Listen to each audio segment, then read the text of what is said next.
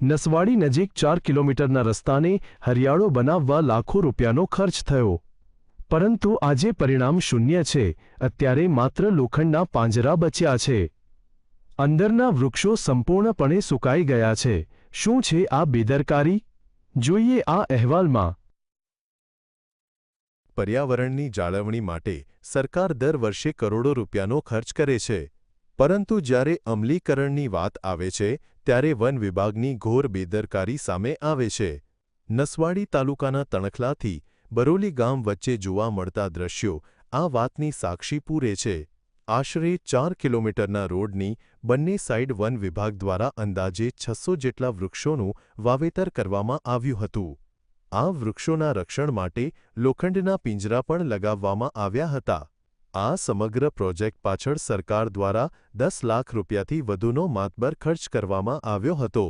હેતુ એવો હતો કે આ વિસ્તાર હરિયાળો બને અને પર્યાવરણને ફાયદો થાય, પરંતુ વૃક્ષો વાવ્યા બાદ તેની માવજત થઈ નથી।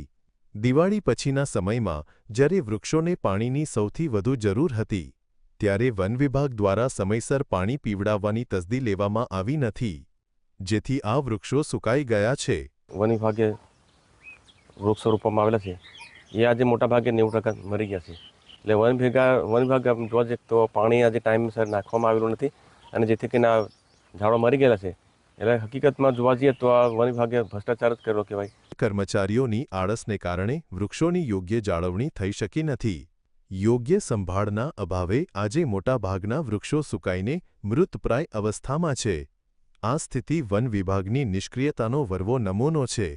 જો સમયસર પાણી અને ખાતર અપાયું હોત તો આજે આ 4 કિલોમીટરનો રસ્તો હરિયાળો હોત।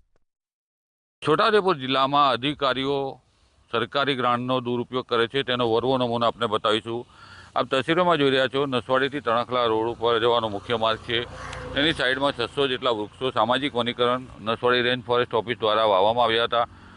આ તમામ વૃક્ષો હાલ રોડની સાઈડમાં ધીમે ધીમે મરી રહ્યા છે।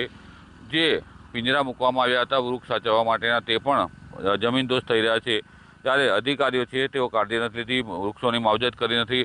સરકારે લાખો રૂપિયા ખર્ચ કરીને વૃક્ષો તો વાવ્યા, પરંતુ કાળજી ના લેવાતા વૃક્ષો મરી રહ્યા છે। સામાજિક વનીકરણ વિભાગના અધિકારીઓની નિષ્કાળજી બહાર આવી છે।